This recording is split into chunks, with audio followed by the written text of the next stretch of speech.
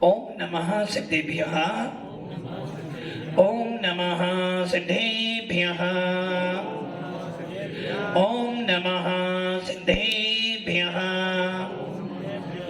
यदर्चा भावेन प्रमुदित मनादरे दुर्यः छनाता सित सर्गी गुण गण समधा सुगनिधि लवन्ते सद्भक्त्या शिव सुख समाजम किमुतदा महावीर स्वामी नयन पथगामी भवतु मे महावीर स्वामी नयन पथगामी भवतु मे महावीर स्वामी नयन पथगामी भवतु मे गुरुवाह पंतनो नित्यं ज्ञान दर्शन नायिका चारित्राणं गंभीरा मोक्षे मार्ग उपदेशिका।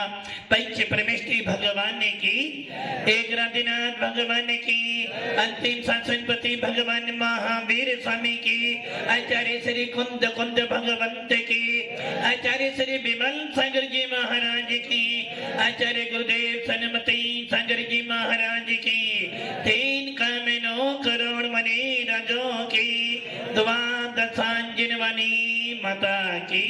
बोले परम पूज्य दिव्य तपस्वी आध्यात्मिक गुरुदेव श्री 108 सुंदर सागर जी महाराज की, समस्त आचार्य संघ की जयकारा गुरुदेव का।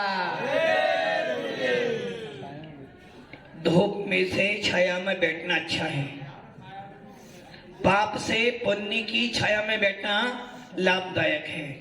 घर से निकलकर साधु संतों के पास बैठना लाभदायक है। भव्य आत्माओं, अंतिम तीर्थे भगवान महावीर, जिनका नाम पूरे विश्व के अंदर बड़े आदर और सम्मान से लिया जाता है। शायद ऐसी कोई कंट्री होगी जहां भगवान महावीर का नाम नहीं जानते होंगे। हिंदुस्तान, भारत तो भगवान महावीर के नाम से परिचित है, किंतु पूरा विश्व ही भगवान महावीर के नाम से परिचित है, क्योंकि भगवान महावीर के सिद्धांत, जो भगवान महावीर ने सिद्धांत दिए हैं, या हम ये कहते जो सिद्धांत जैन शासन ने दिए हैं, वो सिद्धांत हर व्यक्ति पालन कर कर अपनी आत्मा में शांति का अनुभव कर सकता है। आप सब लोग जैन हो, मैं आपसे पूछता हूं, आपको कभी शांति का वेदन हुआ? आपको कभी शांति का वेदन हुआ? क्या आपने कभी शांति का अनुभव किया?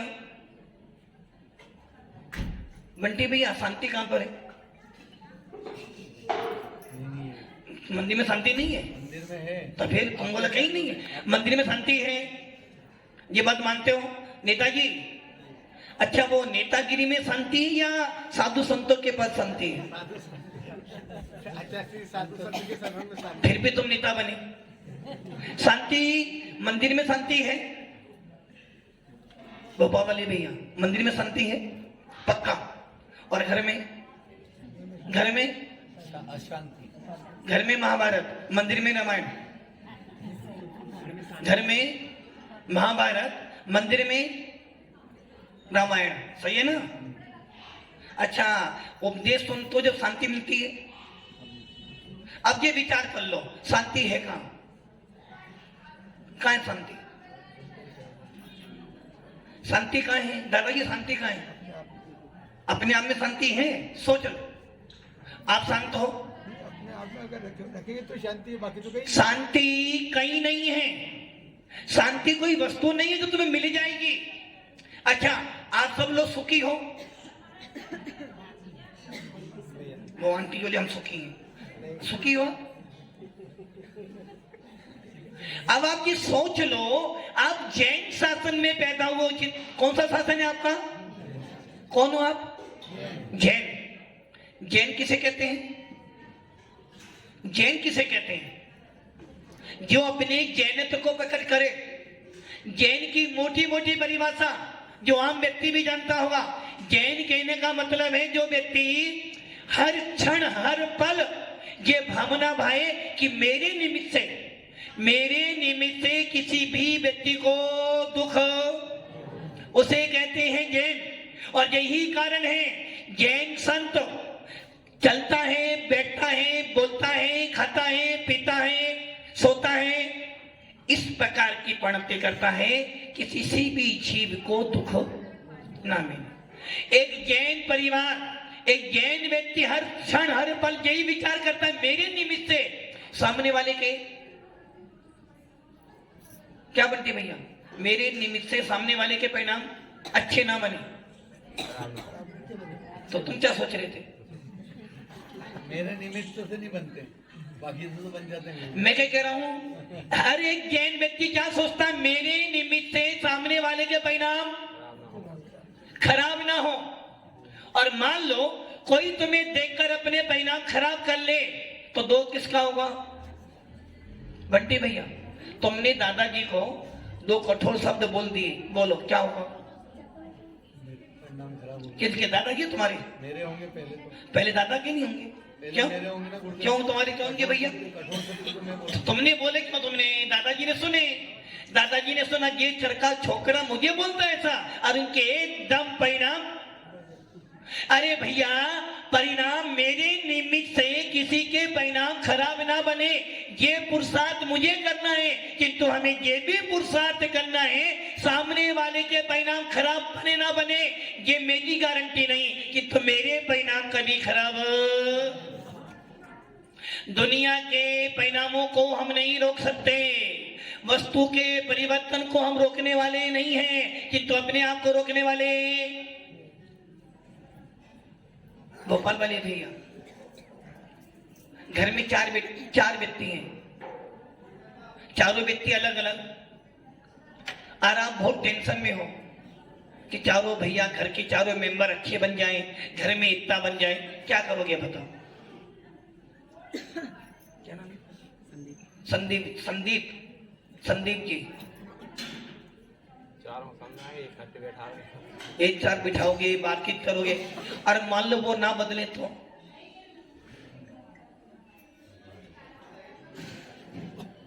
हम मात्र समझा सकते हैं कि तुम चारों एक हो जा, किंतु ये ध्यान रखना, उन चारों को तुम एक नहीं कर सकते। तुम्हारे हाथ की पांचों उंगली एक नहीं, तो तुम उनको कैसे एक करोगे? सामने वाले को सुधारने की चिंता मत कर, अपने आप के परिणामों को सुधारने का पुरुषार्थ कर ले, चारों अपने आप। हम क्या करते हैं, पहले सामने वाला व्यवस्थित हो जाए। दादाजी, पहले वो सामने वाला, वो बंटी ना, बंटी बहुत चलाता आदमी, सुनता नहीं किसी की, पहले व्यवस्थित हो। हम क्या कर रहे हैं घर में, बेटा सुनता ही नहीं, बेटा सुनता ही नहीं, बेटा सुनता ही नहीं है, क्या करते हो? दिन रात बेटे के पीछे पड़े हो, किंतु कभी आपने ये विचार नहीं करा, बेटे को व्यवस्थित करने से पहले यदि मैं व्यवस्थित हो जाऊं, हम व्यवस्थाओं को जोड़ते हैं किंतु स्वयं व्यवस्थित नहीं होते, और जिस दिन हम स्वयं व्यवस्थित हो जाएंगे, सारा संसार अपने आप व्यवस्थित हो जाएगा। महाराज जी, मेरे बिना तो नवीन भैया, मेरे बिना तो मंगलाचरण, मेरे बिना तो काम चलेगा ही नहीं। घर कौन चलाता है? हाँ, संदीप जी ने, घर कौन चलाता है? घर कौन चलाता है? घर का मुखिया। घर कौन चलाता है? माता जी चलाती। माता जी? ये सोने भैया घर छोड़कर आ गए, माता जी घर नहीं चलाते भैया? क्यों तुम गलत कह रहे हो भैया, माता जी लोग घर नहीं चलाते? अच्छा, नहीं सीधा कर दो, घर कौन चलाता है? गलत कह रहे बेटा, गलत। अच्छा ये बता, भारत का गृह मंत्री कौन? तो कौन चला रहा है? वो गृह मंत्री मोदी को भी चला रहा है, और तुम कह रहे हो मुखिया। घर कौन चलाता है? एक महिला। औरत चाहे, महिला चाहे, स्त्री चाहे तो घर को क्या बना दे? क्यों दादा ये तुम गलत बोलते हो? महिला चाहे तो घर को नरक बना दे, वो मना करते, हम नहीं करते। सारी महिलाएं, जब ये ध्यान रखना, घर को चलाना तुम्हारे हाथ में नहीं है। घर को चलाने वाले, घर को चलाने वाले कौन हैं? घर को चलाने वाले कौन? ये। और दुकान चलाने वाले? कमाता कौन है? आप। खर्चा कौन करता है? मालिक कौन हुआ? मालिक कौन हुआ? जीव है ना। मतलब कि जब तुम इनको लाए थे ना, किनको लाए थे? इनको लाए थे। जब इनको लाए थे तो इनके पापा ने बोल दी थी, बेटा देख तेरे को मैं भेज तो रहा हूं, किंतु साथ में तुझे एक सर्वेंट दे रहा हूं। क्या दे रहा हूं? सोच लो, सर्वेंट ही तो हो। दिन भर कमाते हो, दिन भर कमा, तुझे कहां कमाने जा रही है? ये तो जोड़ जोड़ के रख रही है। मालिक कौन है? कौन है मालिक? मालिक तो ये तुम तो नौकर मिल गए हो कि कमा कमा के देते जा रहे हो, जोड़ जोड़ के रख रही है। ये ध्यान रखना, घर को संभालने वाली कौन होती है? महिला। यदि एक महिला चाहे तो घर को नरक बना सकती है, और वही महिला घर को स्वर्ग बना सकती है। सारा खेल, सारी मेहनत तुम्हारे परिणामों पर निर्भर करती है। दुनिया को बदलने का पुरुषार्थ मत करो, अपने आप को बदलने का पुरुषार्थ कर लो। तुम बदल जाओगे तो सारी दुनिया अपने आप। हमारे अनादिकाल से यही काम किया है। सामने वाला सुधरे, पहले भैया जी सुधरे तो मैं सुधरूं, पहले बेटा सुधरे तब मैं सुधरूंगा, पहले आशीष भैया, पहले पापा जी बदले तब मैं बदलूंगा। सही है ना? कौन हो आशीष भैया? कौन हो आप? आशीष भैया खड़े हो जाओ। आसिफ भैया कौन हो आप? जावत के? नहीं, सवेरे कुछ कह रहे थे मेरे से। हाँ आसिफ भैया कौन हो? नहीं, आप कौन हो यहाँ के? अब दामाद हो या जमाई हो या कुंवर साहब हो? ये बोल, तुम नहीं बोलते? तुम यहाँ के नहीं हो? यहाँ के हो? कौन हो? जमाई। जमाई का मतलब जानते हो? जिसको मिली हो अपने शुक्र की जिमी जमाई मलाई। मतलब कि आप ये विचार कर लो कि हम लोग अपने आप के भावों को कितना गंदा कर लेते, कितना गंदा। मैं जमाई हूं, मैं कुंवर साहब हूं, मैं यहाँ आया हूं। अरे भाई, इन सबको छोड़कर सबसे पहले ये चिंतन कर कि मुझे मिला कौन सा शासन है? जिन शासन। और जिन शासन का सार क्या है? जिन शासन का सार क्या है? आप सब लोग अपने नाम के पीछे जैन लिखते हो, नमोकार मंत्र बोलते हो, मेरी भावना पढ़ते हो, उसके बाद भक्तांबर पढ़ते हो, तत्वान सूत्र पढ़ते हो। आखिर इन सबके पीछे रहस्य है क्या? क्या रहस्य इन सबके पीछे?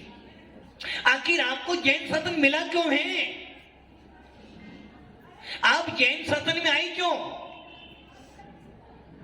अनादि काल से संसार में घूम घूम कर ना जाने कौन कौन सी पर्याय धारण करी, ना जाने कौन कौन से भव धारण किए, ना जाने कैसे कैसे पत्थरों को पूजा होगा, ना जाने कौन कौन से देवी देवताओं के पास गए होंगे, और ना जाने कौन कौन से घर में पैदा हुए। अच्छा, इससे पहले कभी मनुष्य बने? भैया कहां से आए आप? आपसे ही पूछ रहा हूं। दुनिया को देखने की आदत छोड़ दो, अपने आप को। हम लोगों की आदत क्या है? हर अच्छी बातें किनके लिए? दूसरे वाले के लिए। और हर धन की बातें मेरे लिए। और संयम चारण की नहीं हो महाराज, उसके लिए करे, मेरी नहीं करे। हमेशा जीवन में ये ध्यान रखना, हर वो अच्छी बात जिससे मेरी आत्मा का उत्थान हो, हर वो अच्छी बात जिससे मेरी कसाई कम हो, हर वो अच्छी बात जिससे मेरे राग देख के परिणाम कम हो, वो सब मेरे लिए है। और जिनसे घर में लड़ाई हो, आत्मा में कर्मों का आश्रम हो, दुख मिले, वो सब बातें पर के लिए। तो भैया क्या पूछ रहे थे? पूछे थे कहाँ से आए? हाँ, कहां से है भैया? कहां से? जावत से। लग नहीं रहा मेरे को भैया। कहां से आए? जावत से आए? नहीं, कुछ गलत तो हो रहा है। कितनी आयु आपकी? भैया मेरे को मुझे अंग्रेजी नहीं आती। 48 48 साल हो गए आपको? अच्छा, कहाँ से आए? जामुन से आए। हाँ भैया, आप कहाँ से आए? बता नहीं सकते। अच्छा, आप कहाँ से? जामुन से आए आप? भाई भाई हो? अच्छा, तुम भाई भाई ये सब, मतलब ये सब तुम्हारे भाई भाई और सब कसाई है? मतलब कि तूने वो भाई भाई और सब कसाई है क्या? अरे भाई, आए कहां से हो आप लोग? अरे भैया, नादी कान से संसार में परिभ्रमण कर रहे हैं। इससे पहले भी आप थे? इससे पहले थे दादाजी? थे इससे पहले?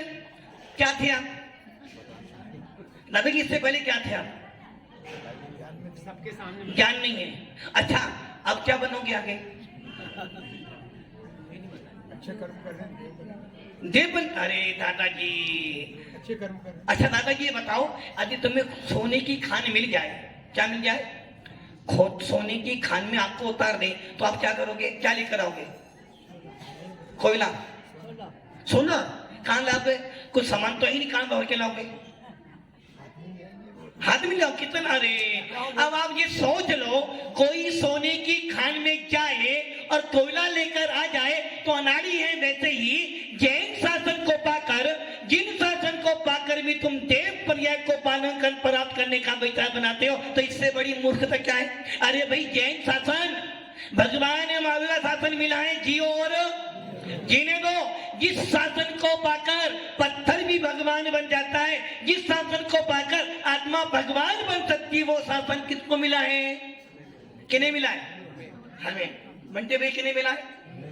हमें। हमें तो मिला है ना, हमें। आपको नहीं मिला? हमें मिला है ना? आपको नहीं मिला ना? आपके बाद हमें मिलेगा, जो आप आशीर्वाद देंगे। अच्छा ये बताओ, यदि सोना बट रहा हो और ये कह दे कि भी सबको 1-1 किलो सोना मिलेगा, जो पहले आएगा पहले पाएगा, तो आप क्या करोगे? बोलो। पूरा नीमच पहले ले जाए, पूरा जामा ले जाए, फिर मैं जाऊंगा क्या कर? सबसे पहले। इसलिए भव्य आत्माओं, जिन शासन मिला है और किस लिए मिला है? आत्मा से भगवान बनने के लिए मिला है। जिन शासन, भगवान महावीर की जय बोलते हो, वर्तमान शासन की जय बोलते हो, किस लिए? अरे भगवान महावीर ने जो किया वो हमें करना है। भगवान महावीर ने क्या काम किया? अहिंसा परमो धर्म का नारा लगाया, जियो और जीने का नारा दिया। भगवान महावीर ने साधना की, तपस्या की और पूरे विश्व के लिए वंदनीय बन गए हैं। बोलते पंक्तियां, जिसने के देश कामादित्य जीते, सब जग सब जीवों को मोक्ष मार्ग का निष्प्रय हो उपदेश दिया। बुद्ध वीर जिन हरि हरि ब्रह्माया, उसको स्वाधीन कहो, भक्ति भाव से प्रेरित हो ये चित्त सदा। इसलिए मिला जिन शासन? मात्र चूल्हा चलाने के लिए, घर चलाने के लिए जैन नहीं बने। खाना पीना और बंटे भैया, खाओ पियो नहीं, खाओ पियो ऐश करो, इसके लिए नहीं मिला जिन शासन। जिन शासन पूरे विश्व के अंदर, किसी भी देश कंट्री में चले जाना, पूरे विश्व के अंदर जिन शासन से बड़ा कोई शासन ना था, ना है और ना कभी होगा। पूरे विश्व के अंदर कोई भी व्यक्ति हो, किसी भी संप्रदाय का व्यक्ति हो, यहां तक कि जो आजकल मीडिया पे बहुत चल रहा है ना, क्या चल रहा है मीडिया पे बहुत? आसिफ भैया, पर्चे के पर्चे बन जाते हैं। सुना आपने क्या बोला भैया ने? आपको जाना है? क्यों पर्चा नहीं बनवाना तेरे मेरा? क्यों भाई पर्चा नहीं बनवाना? वो सब बता देगा तुम्हारे बारे में, और उनके एक मंत्र से तुम मालामाल हो जाओगे। दादाजी चले जाओ एक बार, मालामाल हो जाओगे। तुम क्या थे पहले बता देगा वो। अरे भैया, पूरे विश्व के अंदर कहीं भी चले जाना और कोई भी बाबा हो जिसके पास नमोकार मंत्र है, उसको किसी बाबा की जरूरत नहीं पड़ने वाली। पूरे विश्व में भले वो आसाराम बापू हो या कोई भी बापू हो, जिसके हाथ में नमोकार मंत्र लग गया, समझ लेना उसने 84 लाख मंत्रों का राजा अपने हाथ में सिद्ध कर लिया, और जिसके पास नमोकार मंत्र आ गया, समझना 84 लाख मंत्र एक तरफ और तुम्हारा नमोकार मंत्र। अब वो बागेश्वर धाम हो और कोई भी धाम हो, नमोकार मंत्र के आगे तो सबके सब फेल हैं। भव्य आत्माओं, तुम्हें कितना बड़ा शासन मिला है। अब आप सोच लो, पूरे विश्व के अंदर जिन शासन से बड़ा कोई शासन नहीं, और नमोकार मंत्र से बड़ा, ये मानते हो। और भव्य आत्माओं, पूरे विश्व के अंदर कहीं भी चले जाना, जैन व्यक्ति से बड़ा कोई व्यक्ति नहीं हो सकता। जैन व्यक्ति कहीं भी चला जाए, अपने त्याग से, अपने प्रभाव से हर व्यक्ति को अपने में मिला लेता है। पानी क्या करता है, जैसे में मिलता वैसा रंग कर देता है। वैसे ही जैन व्यक्ति अपनी आचरण से, अपनी साधना से, अपने प्रभाव से, अपनी ऊर्जा से सामने वाले व्यक्ति को भी अपना बना लेता है। इसलिए भव्य आत्माओं, जिन शासन मिला है और जिन शासन के अंदर एक आचार्य हुए पूज्य पाद स्वामी, जिन्होंने स्टोप देश लिखा, उसमें छंद एक गाथा लिखी, मोहिने संवतम जानम स्वभावम लगते नहीं, मत्ता पुमान पदार्थानाम यथा मदन को द्रवई।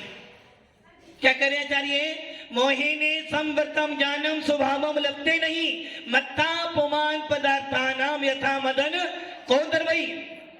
पागल व्यक्ति, कौन व्यक्ति, आप से भी है पागल को, आप पागल हो। देखो तुम जहां बैठे हो, जावत बैठे हो, जावत बैठो, जावत। पागलों को लड़की नहीं मिलती है। मैं तो पागल हूँ। चलो मान ले तो तुम पागल हो। बंटे भैया पागल हो, कब से, कब से? सभी बोलते पागल ही है। पागल के लिए तो बस भैया भाई एक ही स्थान है, वो या तो आगरा या फिर नहीं, जयपुर भी और बरेली भी है। बोलो कहाँ जाना चाहोगे तुम? नवीन जी पागल हो? चित्तौड़ में ले जा रहे हैं। चित्तौड़ में। दादाजी पागल तो नहीं हो? देखो दादाजी मना कर रहे हैं, पागल भैया तुम पागल तो नहीं हो? अरे महाराज सोने की चैन पे नहीं, पागल कैसे हो सकता हो? अच्छा यहाँ पे पागल कौन कौन है? बेटा पागल हो नहीं हो, अकलमंद हो? अरे भैया, जब तक पागल नहीं बनोगे, भगवान महावीर के शासन में चैन लिखने का अधिकार मिलने वाला नहीं है। पागल का अर्थ क्या होता है पता है आपको? पा गल, पा मैंने पाप, गल मैंने गलाए, जो पापों को गलाए कौन है वो? पागल।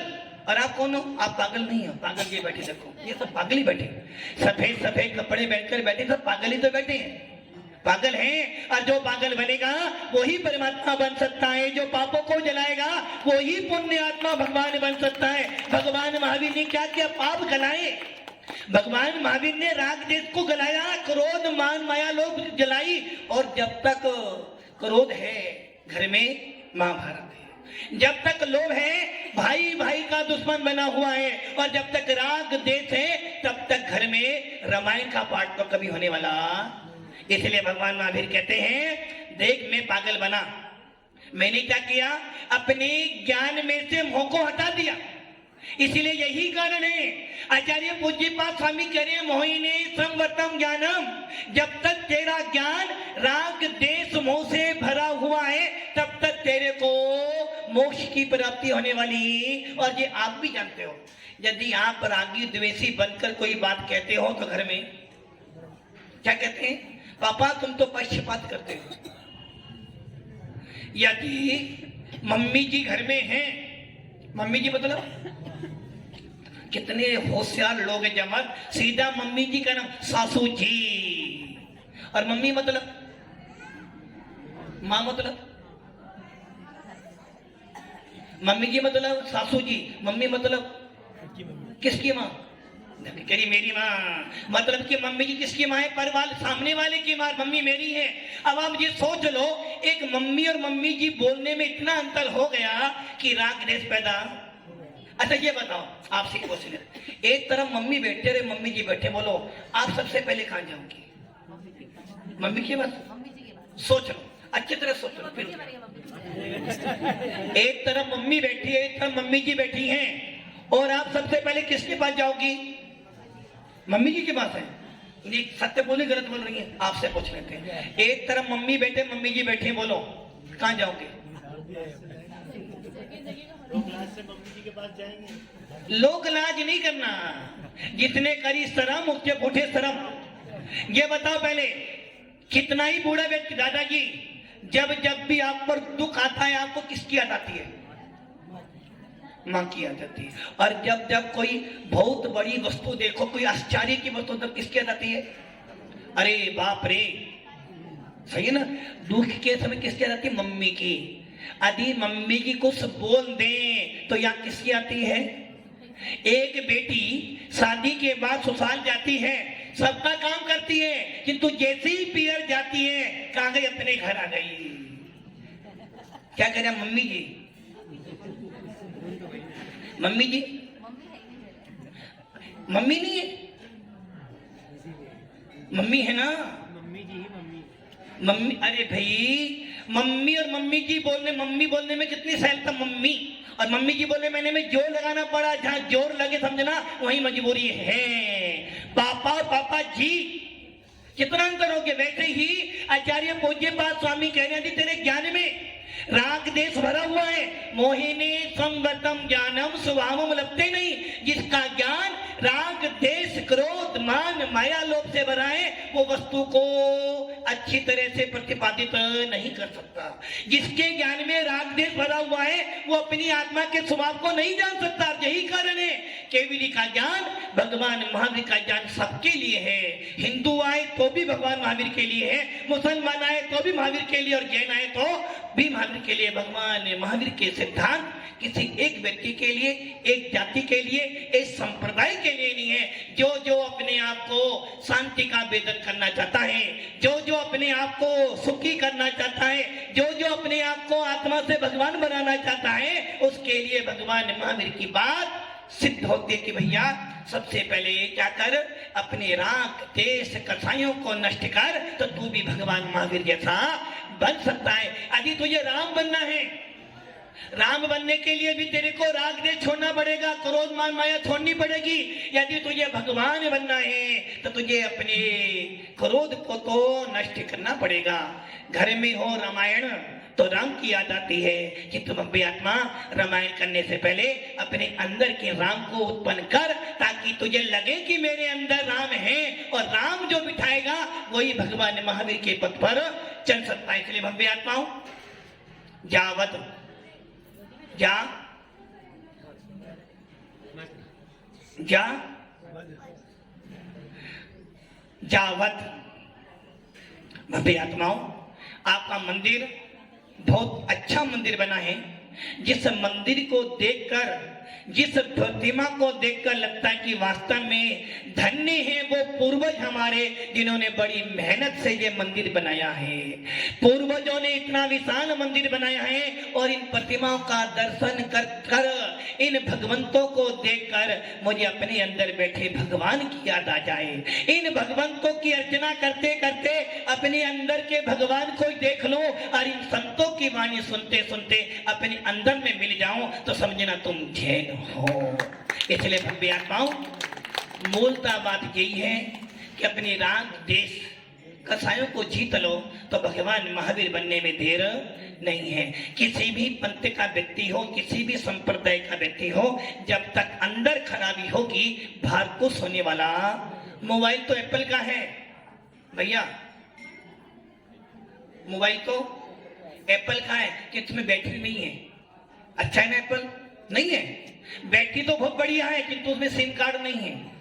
सिम कार्ड में बैलेंस नहीं है तो गाड़ी, मोबाइल बेकार है। गाड़ी बहुत अच्छी है, एसी भी है, खाने पीने के, किंतु उसमें ब्रेक नहीं है, फेल है, ब्रेक फेल है, बैठोगे? अरे भैया, इसलिए जिन शासन मिला है आत्मा से भगवान मिलने के लिए मिला है, इसलिए हम सब उस मोक्ष मार्ग पे बढ़े, मुमुक्षु बने, और अपनी इस आत्मा के अंदर भगवान पैदा करें। ओम नमः सिद्धेभ्यः। आइए महान बाबा